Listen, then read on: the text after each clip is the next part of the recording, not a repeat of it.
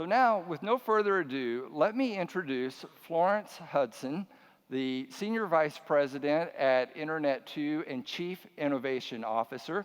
If you read her bio, you'll know that she started as a child laborer at IBM because it says she's worked there for 33 years. So it must have been starting as a child. She's traveled all over the world, led IBM initiatives around business development and the Internet of Things. She joined Internet2 last March in a newly created position to lead and reinvigorate the roles of universities in innovation around the network and all the things that are going on with technology.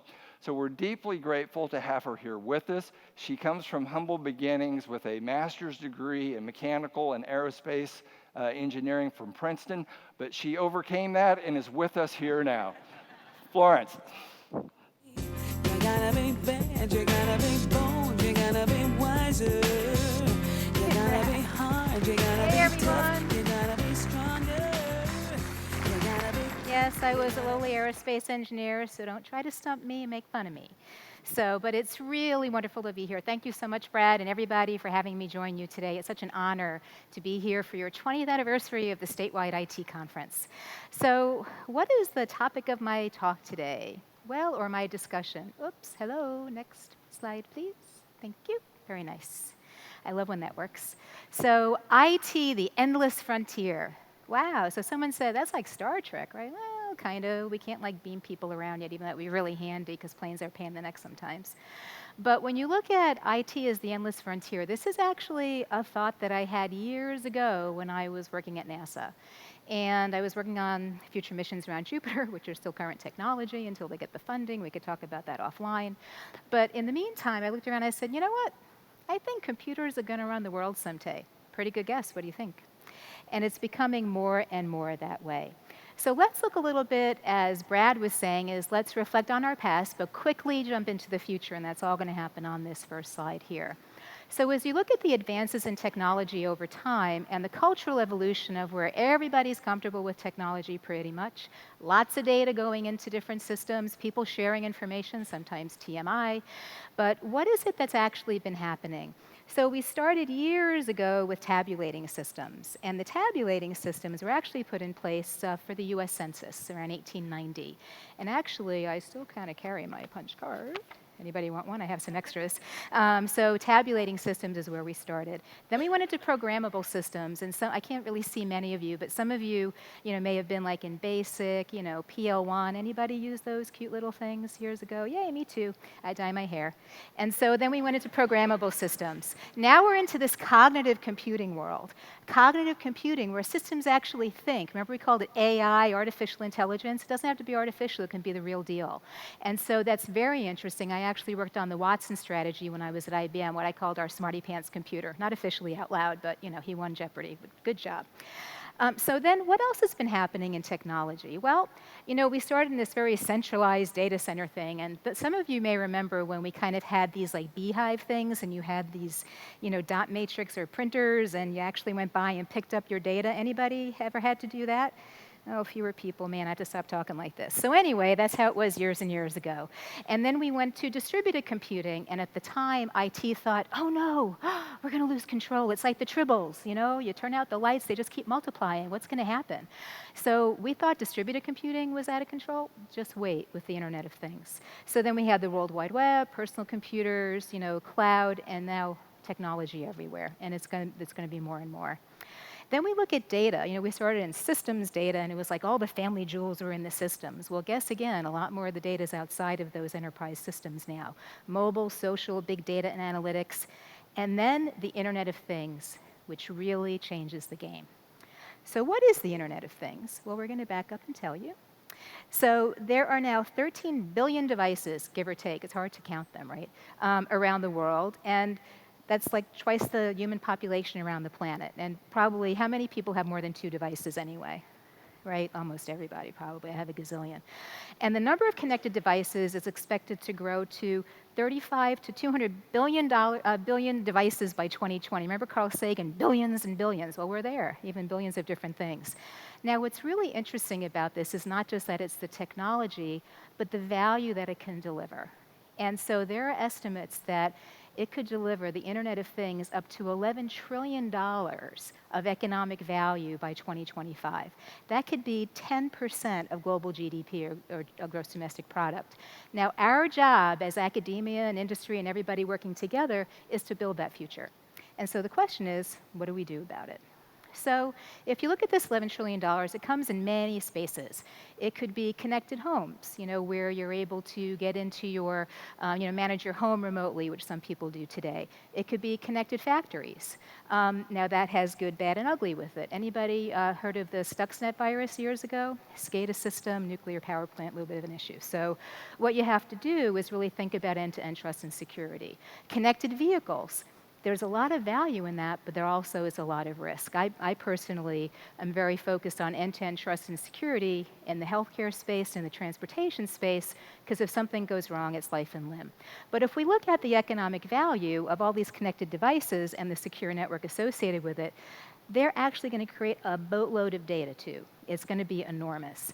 So there could be zettabytes, yottabytes. Who's heard of brontobytes? What a cool name, huh?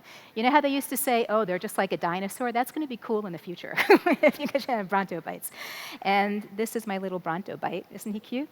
And then as you look at what is IT different from IT, and I've been saying for a while now that the IT industry is actually evolving into the IoT industry.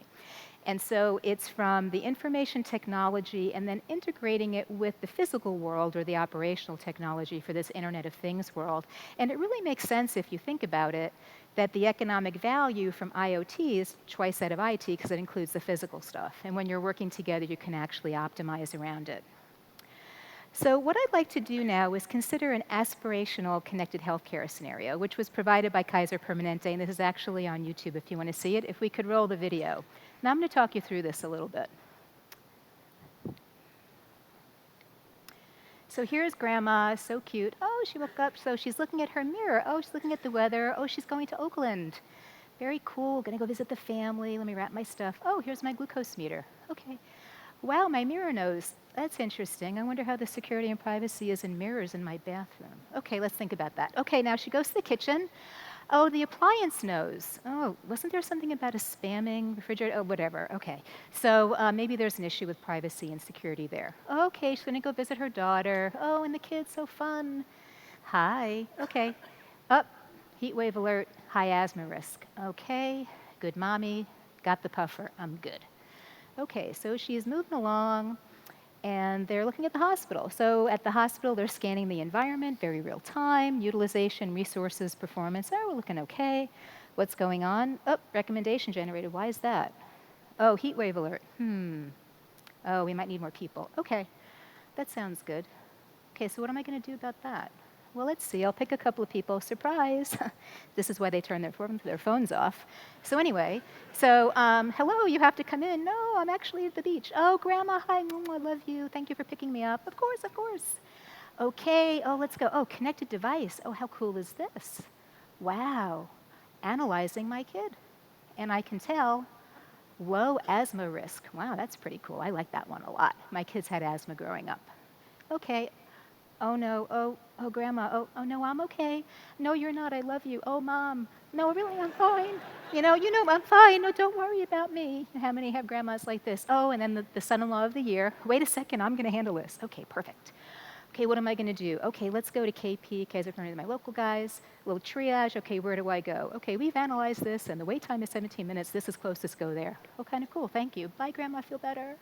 Okay, here we go. Geisinger is her normal provider.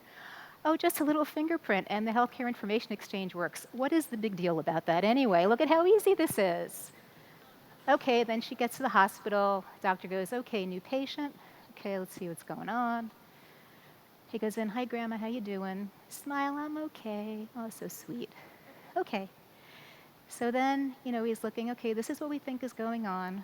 Okay. Okay, I get it. Okay, yeah, I should hydrate more, got it. Actually, let's help you with that. Okay, can you just find an IV pump for me? Sure, I have this little thing. I stick it there. Oh, this is so easy. Nobody's hiding them behind the desk for when they need them. I can find it. Okay, great. Let me check out your arteries. I love this the best. What do you think? Is that the coolest thing? I'd worry if I were her staring at that too. Okay, feel better, Grandma. Oh, thank you. God, it's so easy to send a picture. God, I wonder how easy it is to get information out. Oh, let's not worry about that. Okay, and so here we go. Oh, let's, consult via video with your Geisinger doctor. Okay, here's how, things usually look. Okay, I think things are okay. Okay, let's get her hydrated. I think these will be fine. But I'm really glad you asked. Oh, thank you. I'm so happy. Oh, Mom, so good. Oh, look, happy family. Oh, how cute is that? Aw, very nice. Nurse says, yes, we got a like. I'm going to like her back. I think this is great. Social media expert nurse. How fun is this? Yeah. Okay. Things are looking good. Oh, here we are. Oh, I'm glad you're okay. Oh, me too. Oh, I was fine anyway. Oh, so cute. So how cool is that, huh? The connected healthcare future. I love it. Right? But gosh, what about all this? Did you have any security or privacy issues watching that? I think so. So actually, we're working on that, and I'll tell you a little bit more about that. So it's not just in healthcare. Healthcare worries me the most just because, it's a life and limb type of issue. God forbid something gets hacked. But there's vehicle hacking. We're actually going to watch that in a couple of minutes. GPS spoofing. Anybody heard of this GPS spoofing stuff? People end up on railroad tracks, almost going off a cliff. Not good. Or they even can take, these big yachts that say, I'm so cool, I'm guided by my GPS, and they end up in some little outlet and get grounded. Not really good. Healthcare device hacking, insulin pumps, implantable medical devices, heart devices, very scary. Industrial hacking, we talked about nuclear power plants. It can happen elsewhere. Smart home hacking, getting into your house, not to scare anybody, but I hope Brad doesn't hit me for this. I don't know that it's here. I was at another university, and we were talking about security. We had a security, I was in IBM at the time. We had a security expert come with us. I just kept on thinking, thank God this guy is on our side. So he said, oh, you just put those, card key locks on all the dorm doors? He goes, oh, hang on a second. He took out his wallet. He goes, no, not that one. Okay, this one. You see this card key? I can get into all of them right now. And the CIO was like, right? So you really have a lot to worry about from privacy and security and safety. And then at the NTSB, the National Transportation Safety Board, has actually been talking about vehicle-to-vehicle communication requirements, because if you have these connected or autonomous vehicles, however you look at them, and there aren't humans, that are in them that can drive them, that's a real issue. And they want the cars to be able to talk to each other. So I talked to a number of the car manufacturers a couple years ago, and they said, we're not really good at sharing data. We're very competitive with each other. I don't know how this is going to work. I'm like, okay. They're like, can you get us together? I'm like, seriously? So we actually need to help. And that's part of the opportunity we have as universities and academia, is pulling people together without our own agenda, but really just trying to make things better. So not that I want to scare you too much. How many of you have seen this hack online on YouTube? Okay, it's been out there for a few years. Let's roll the video and see what happens when a vehicle gets hacked. And this was actually done in Indiana.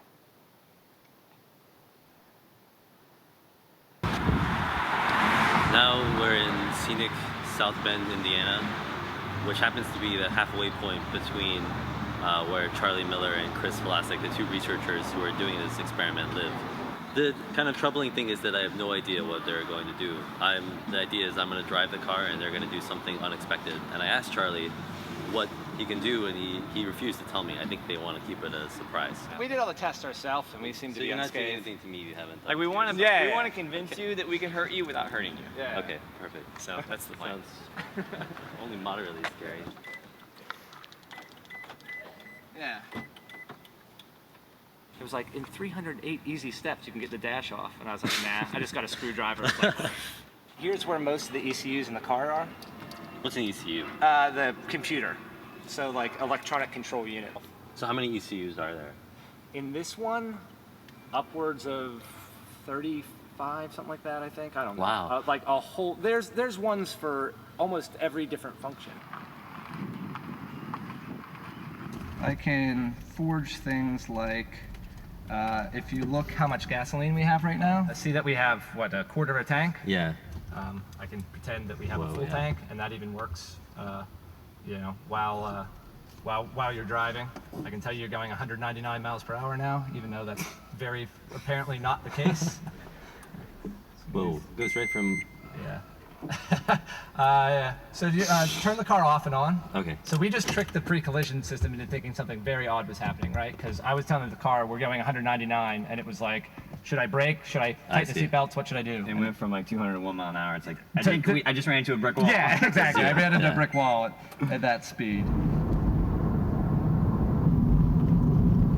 Miles per hour is like Man. totally off. Oh, take control. Can you make it go left now? So if you can like completely stop. So again, if you're going if you're going 80 in traffic in this, right? This is going to be. What I'm doing here is I flooded the CAN network with traffic with a speed it didn't know about, and that's why the speedometer read 0. And then I told the car it was in reverse and it was trying to park itself. Oh. And therefore it was doing the very heavy jerky motions. If you would have stopped the car completely, you would have seen the wheel do 2 complete rotations in a clockwise direction. This is one of the funnest and most annoying ones. Oh my god. What happens if I can't do anything about this? Are you guys both buckled up?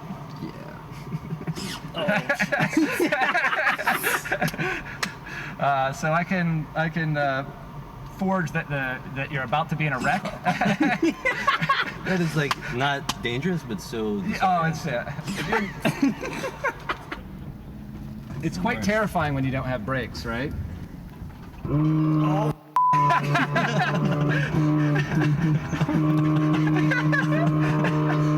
My instinct is just to like jump out the window. Yeah. Really, it's really scary. That's what I almost cried when Charlie did it to me. Alright, so now your brakes work. Your natural Really instinct is to press even harder on the press pedal, harder, and nothing happens. That's the attack that crashed me into my garage. So basically, as soon as you get to a low speed, it automatically kicks in. Yeah. I see. Because it knows you want to. Okay, does that scare anybody?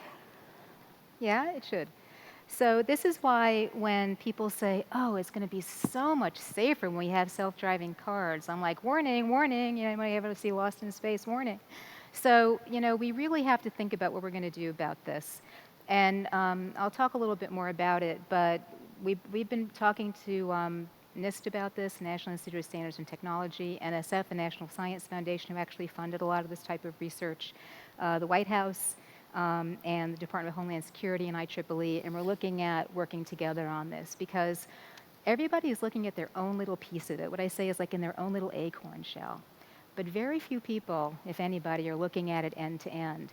And you actually have a great opportunity here at this university with your new intelligent systems engineering focus, because it's really a systems engineering problem.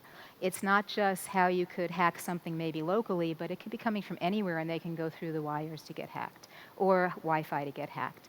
So, or different types of communication protocols. So there's a real opportunity for us to get involved and make a difference.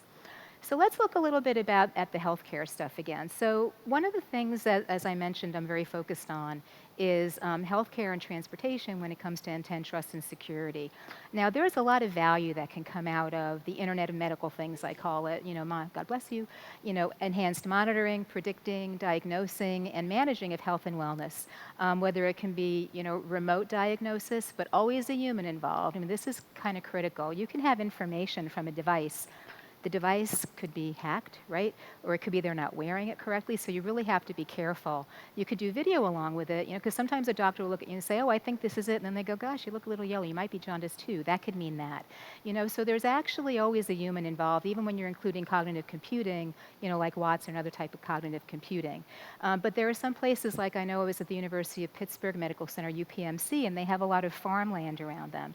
And it's difficult for them sometimes to get to the farmers, and for the farmers to take a whole day off their farm to come in, to see the doctor. So having this remote diagnostic can be very valuable. And then there's value, to each of us too. I have my little Fitbit zip-on right here. And so last night, I got here around 10 o'clock, and I'm like, I didn't get to my 10,000 steps yet. So I was walking around the old football field, and it was nicely lit. So we can actually change our behavior to actually make us more healthy as well. So there's a lot of value in it, though we do have to think about what the downside is. Now, as you look at the Internet Internet of Things. There are many, different views of the billions and billions of devices that we're going to have. This is an interesting one that I like because it's simple, but it's also pretty clear to show how the number of IoT devices is expected to nearly triple by 2020 from today. So that's a lot of devices. So as I said before, we thought it was difficult when we had distributed computing. Just wait. We have all these devices all over the place, and we really need to get ahead of it. So as we look at the amount of data then, this is very interesting. God bless you. A lot of sneezing going on, allergy season, I think. So, over the years, we've always worried about the enterprise data, like, the data the bank has about you, and the data that your doctors have about you, and the data here the administration has about, what's going on at the university.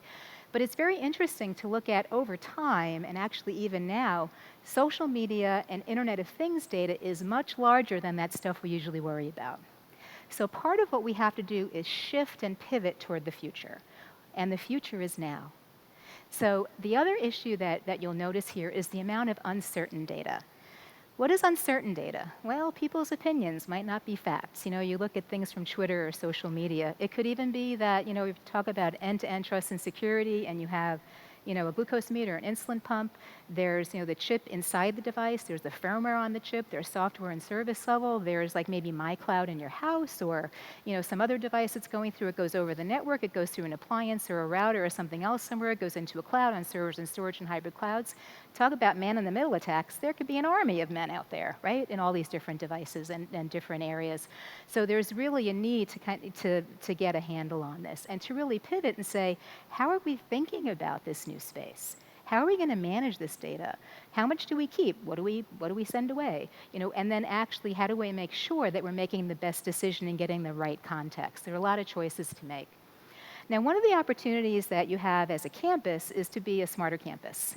And when I first created the smarter building strategy at IBM, we were sitting with the chairman, and he said, okay, make this building a smarter building. We're all like, tee-hee-hee, that's what all the executives are, tee-hee, it has to be smarter. But anyway, what we meant is put more technology into it, and we did. And so what you can do is you can do the same thing here at the campus level, because you can be a test bed for smart cities. You could decide to be a test bed for the smart grid or for connected vehicles. And actually, I have another one where I have a recommendation on what that should be. But if you look at it, there's an opportunity to think of what you would like to do to get involved in as a smarter campus. Now, Smart Grid is one of the places that we're thinking we want to get started at leveraging the Internet2 network. And we have this cool network, as some of you might know, working with the regional partners like you all here and the universities like you all here. You have many hats you wear and have this 100 gigabit network capability, or very big, fat, fast pipes, right? So the question is, what is it we can use to do applied research, basically, to support our research and education community? So one of the things we're looking at is how we can leverage the Internet2 backbone along with our regional partners and universities to create a test bed for the smart grid. Now, I've already warned everybody, now that would mean that we would hack against it, so just so we're all aware, because we need end-to-end trust and security in the smart grid too. And you can get a lot of benefits out of the smart grid: transmission optimization, pattern recognition to see where there may be cybersecurity threats. There's a lot of infrastructure update that needs to be done in the grid, though, to make it smarter. But this is an area of investment because we know we want to do this. We want to be able to integrate renewable energy. We want to have all these big batteries so that we can actually save it and reuse it. I would love it if all the wind energy out of the Dakotas could actually get to me in New York. That would be kind of handy. Or the solar out of the Southwest. How do we enable this transmission and distribution in a smart way? Another area that I consider very interesting for high-speed, low latency, big fat pipes is 3D printing. I think in the video that we started out, someone said, we can 3D print that golf cart, right? Ooh, how fun would that be? So I think, and then they talk about 3D printing airplanes. I'm like, seriously? So that is big, right? So just think of, if you 3D print a Porsche, that would be kind of handy. Oh, honey, I think I want a Porsche, bing. But that's a lot of data, right? So I think of this space as eventually very important. It's thought that this space will actually double in the investment and the value of it. And I think it's a place that we really have to keep our eye on. The thing that worries me about this from the intent, trust, and security is when they talk about printing human organs. And let's say you use biometrics in your eye and they 3D print your eye. I'm like, well, there goes that idea. Right now, what am I going to use? So we really have to keep an eye on all of this together in an integrative way. Now, cognitive computing is very interesting. If you combine that with the Internet of Things, you have all this data coming in.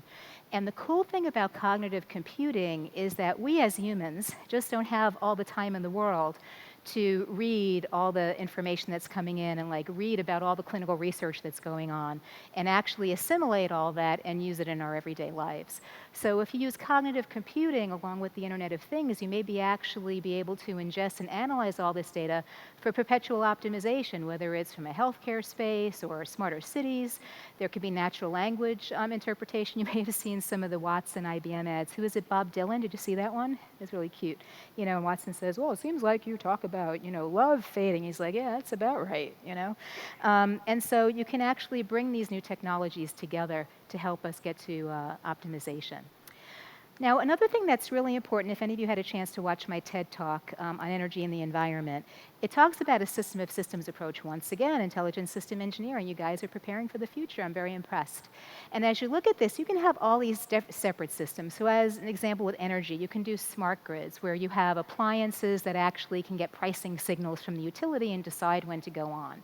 Keeps the peak load down, and actually could cost the user less and cost everybody less. You can have smart transportation, you know, where you have connected vehicles and they know how to avoid each other, or you can do congestion pricing to change traffic patterns.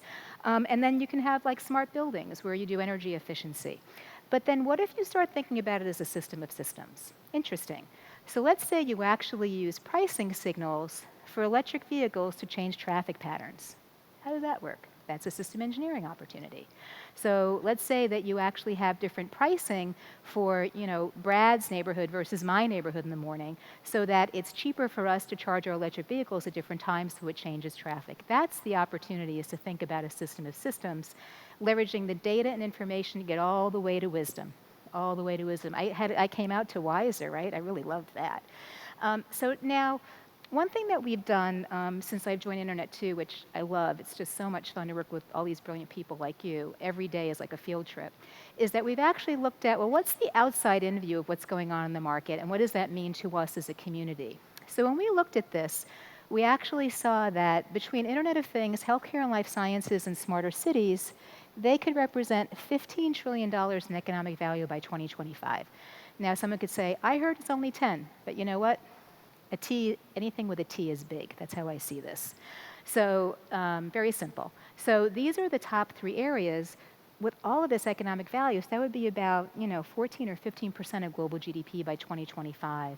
And supported by these other areas, mobile internet, which is kind of like IoT, there's overlap there, cloud computing, a lot of the data is in the cloud, software-defined anything, we use SDN now, software-defined networking, software-defined perimeters, or another security idea that's coming up, 3D printing we talked about, so you can 3D print things and devices and cars, how fun is that? Cybersecurity is part of it, big data is part of it, and cognitive computing can add. So we're looking at this now with our community and looking for feedback on what do you think we should be doing with these things? You know, how many of these things are important to you? And my suggestion would be that we really think about IoT a lot. Now, on the mobile internet side, this is just another example to show how healthcare leads mobile internet potential, you know, with the devices that it has. So what have we been doing with this? Well, I'm happy to say that Indiana University is very involved in what we're doing, and I think Steve Wallace is here. Thank you, Steve. Steve has been spending a lot of time with us, especially in the Internet of Things innovation working group we have.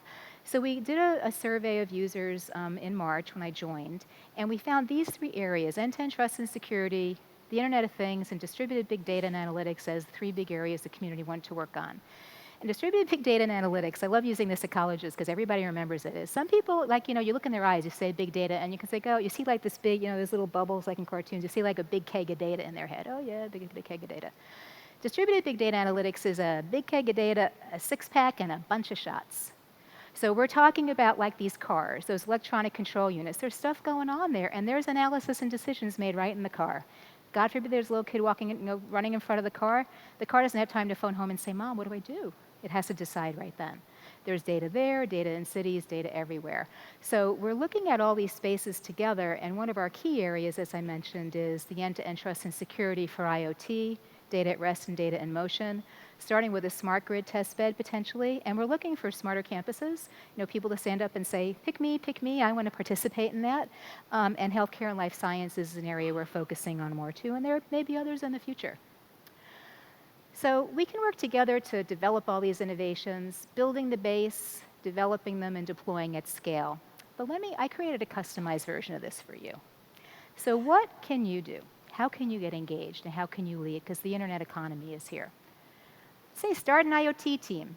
Develop new IoT thinking innovations. Go team. I was a cheerleader too. Cheerleader, rocket scientist, very odd combination, but more and more common these days. And you could create an IoT lab, and I actually did a kickoff of an IoT lab in May for another university not far from here in Wisconsin, so you could probably guess. And you could actually have, classes to teach technical innovations and have them try new cool stuff out. We have this IoT sandbox we've created that Steve's actually helped us a lot with testing out, where you can actually collaborate between universities or in a university. And it's a great opportunity for the new Intelligent Systems Engineering program, because it's really a systems engineering challenge and opportunity.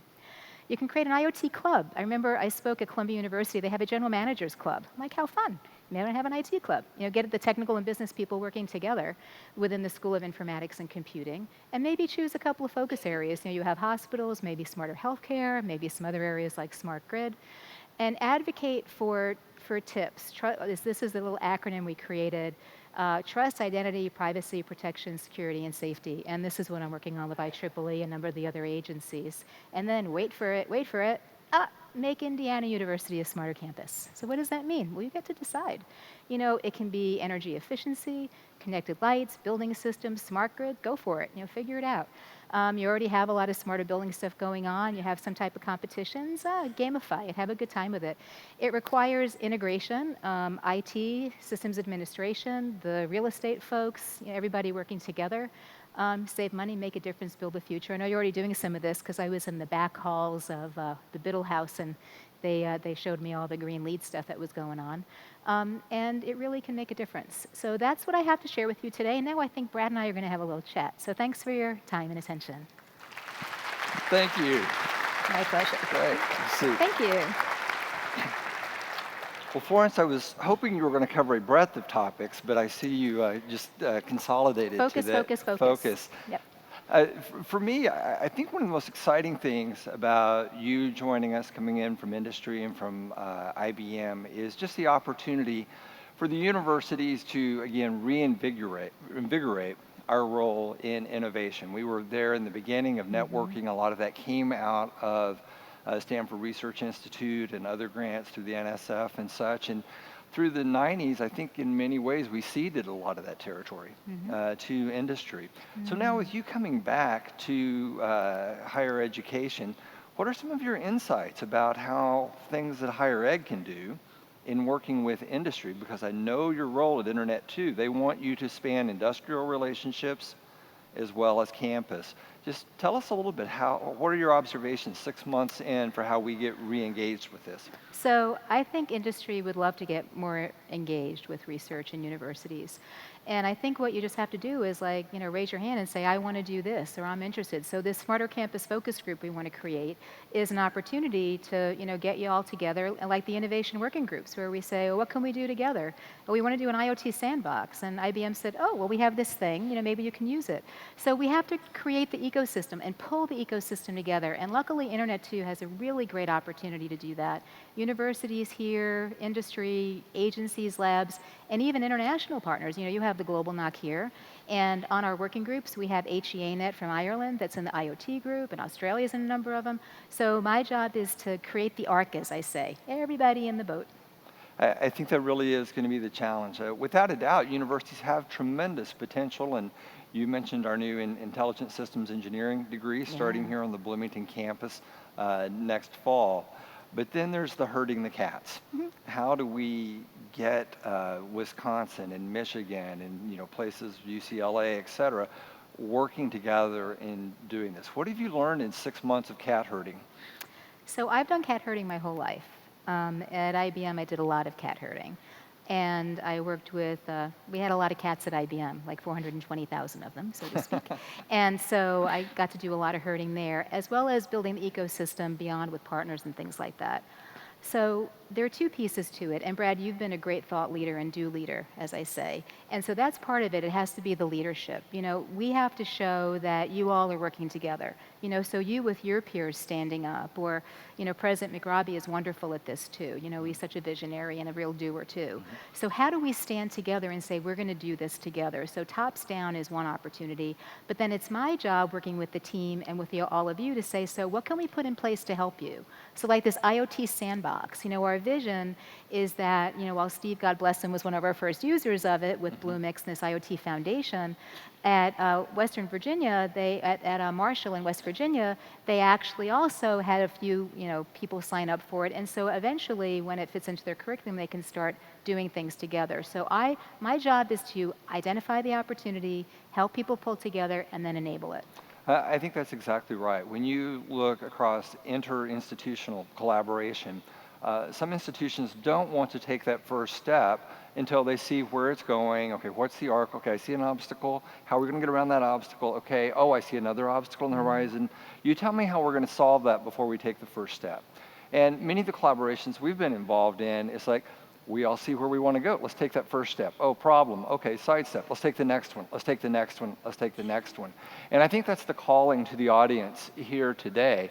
And one of the reasons I wanted to invite Florence to come and talk with us is I think so many of these opportunities through Internet2 and with the members of Internet2, the colleges and universities, particularly the research institutions, are creating the future together, having an idea, taking that first step. Now, we have a few questions coming in from the audience, and one of them is, I see lots of Internet of Technology consumer products. Which ones are doing the best to protect your user data? Internet of Things, I should say. Internet of Things. Any of them you think are doing a particularly good job in protecting our data? Like, I mean, do I worry that the whole world's going to know what my thermostats are set at home? Well, you can decide what you're going to worry about. So I have a friend who's very technical, who had his, he was on a plane, and he was like sending us information saying, so I can see the Fitbits 4 and 5 rows in front of me and behind me. Does that worry me? Not really. I was in a meeting at TechX recently, and someone said, I know how many steps you did today. I'm like, so Google it. I don't, you know, put it on Twitter. I don't care if anybody knows that, right? Who cares? So you have to decide what really is important. Do you care what temperature it is at home? If people know? Maybe not. You know, there are people who do illegal things that actually apparently don't like that idea. But, you know, what you have to decide is where you want to focus. So I don't really know of devices that are really good at it yet, to be really honest with you. I was actually on a panel a few months ago with this incredible woman from the Mayo Clinic, and her job is to actually test the biomedical devices. Very interesting. Of course, she can't name names. And I'm not making a connection here, but a couple of months later, the FDA actually came out with a recommendation for a certain manufactured insulin pump that isn't made anymore, but it's still used. You know, just like my car is 20 years old. Sometimes you have stuff that's not made anymore, We but should still get you used. another car. I know, but I really like it. You know, I'm kind of attached to it. You know, I still have my punch cards, but I do have new stuff too. I'm going to reach, your mic is slipping off your ear there. Oh my so we can goodness. get that Oh, back okay. on there. Oh, thank you. You're so thoughtful. You know, oh, that yeah. kept happening There we go. before. I guess my ears shrunk. I'm losing weight. I'm kidding. So, I was joking. That's a Fitbit joke. So one of the but we things- have a lot to do still. One of the things that you observe when people start talking about the Internet of Things, they start throwing around these numbers of, oh, it's worth $1 trillion industry. No, wait, it's $5 trillion. No, wait, it's 10, it's 20 trillion. And in some ways that just seems incomprehensible, that that's just kind of a ridiculous number. But I'm reminded of Bob Metcalfe, one of the co-founders of 3Com, who in the middle 1990s, he had what became known as Metcalfe's Law.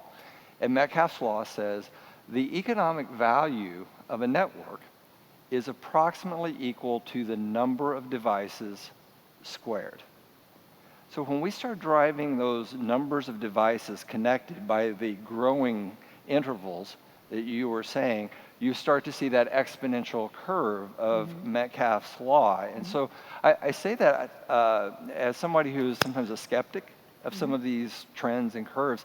I really think this one is upon us and how it's coming forward. Now, you mentioned the possibility for universities to be smart cities, smart small cities unto ourselves. What do you think we could do at Indiana University? Maybe, what's the first step, maybe the second step, the third step to start experimenting and learning? So your first step is to make the decision that you're going to be a smarter campus or a smarter city, and I'm willing to accept that at any moment. And then you would want to decide where you want to focus. You know, do you want to start with a smart grid test bed because you have the hospitals here? Do you want to look at the smarter healthcare and connected healthcare opportunities and challenges? Do you want to get into smarter transportation?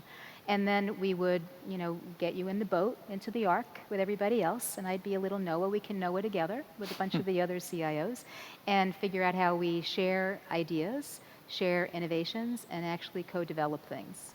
Yeah, I can imagine a time where, our support desk, they're on a phone call and said, yes, I understand your thermostat won't work. Have you tried Control-Alt-Delete and rebooted your thermostat? I think the frontier, though, is for the information technology organization. We have often thought of ourselves as information in terms of desktop computers, iPads, things such as that, maybe classroom systems.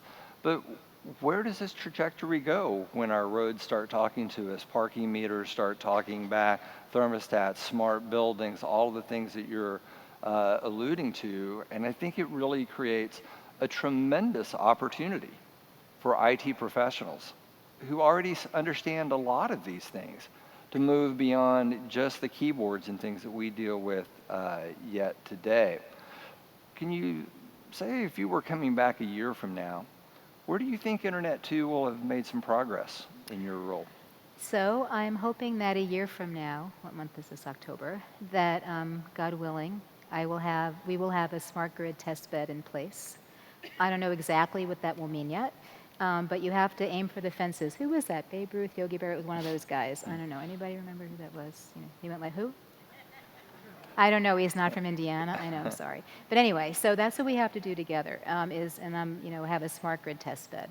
I also want to have a strong integrated healthcare and life sciences, connected healthcare type of strategy that we're starting to execute, because I see in the healthcare and life sciences area the confluence of genomics data with clinical research and clinical care coming together from precision medicine is going to be more and more important. And we do have a small $6 billion healthcare system with 20 hospitals. I noticed that. Okay, just what a mentioning. great opportunity to work together. I love that idea. So those are a couple of the examples. I'd like to be able to have some sandboxes where universities can work together virtually, like this IoT sandbox. Perhaps there's a distributed big data analytics one. Maybe there's a healthcare. I don't know. It's going to come from the membership, what you really want to focus on. But I hope that we're enabling people to create new innovations together and leveraging the Internet2 network, not just for theoretical research like high energy physics, but for applied research in these critical areas as well. So we have another question from the audience, and says, where do you feel the balance lies between the Internet of Things, the power and the value of big data, and our personal privacy? So privacy is a critical issue. I was actually talking to Sonia Sotomayor about this. I think last year we were on campus together at another university on the East Coast. And I asked her that exact question about the Internet of Things and privacy and security. And she said, well, I'm really working on privacy. I said, well, I'm working on security. She said, good, I'll do this, you do that. Because she's very worried that people don't realize how much privacy they're really giving up. You know how like you have your app, it says, can I use your location? You're like, oh, just give me the data I want. Yes, yes, yes, my location, not my contacts. Wait, let me close it and reopen it again. So you really we have to protect people that don't realize how much they're giving away. Well, we've already established a market price for giving up our personal data. For 20 cents off a can of tuna, we'll tell the grocery store everything we bought and what zip code and home location to tie it to. Yeah, I know. For social media, we get it for free. They get everything about us for free. So Americans seem to have a culture that's really not very sensitive about privacy relative to, say, Europeans or some other parts of the world. That's true, and that's why actually the Supreme Court is looking at how they can protect people if they don't realize what's going on. So there's going to be a confluence more of technology and policy. And so as a matter of fact, we're looking at having this end-to-end trust and security workshop regarding the Internet of Things and how we develop an open architecture together with the different agencies. And IEEE is also planning on what they call an ETAP workshop, which is experts in technology and policy. And we plan on doing it in DC so they can get the policy people there as well, so we can actually have these discussions together. So I'll close maybe with a final comment. One of my favorite quotes from all time comes from a guy, Roy Amora, who was director of the Institute for the Future. It's a job I want someday, to direct the Institute for the Future. And he has a quote, and he says, "We tend to overestimate the effects of new technology in the near term, but we tend to underestimate its effects in the long term." And it would seem to me that the Internet of Things right now, at a time of lots of attention, perhaps even some bloated expectations for what can happen, how fast, may disappoint in the nearest of time. But over some arc, if it's 5 years from now, if it's 10 years from now, certainly by the time we have our bicentennial at 2020, we can just scarcely imagine where we're going to be with the pervasiveness of these things all talking to each other. And if I could give you a little gift to help you get to that future, this is the first Brontosaurus or Brontobite flash drive. So here you go. Thank you very much, Florence. Thank you.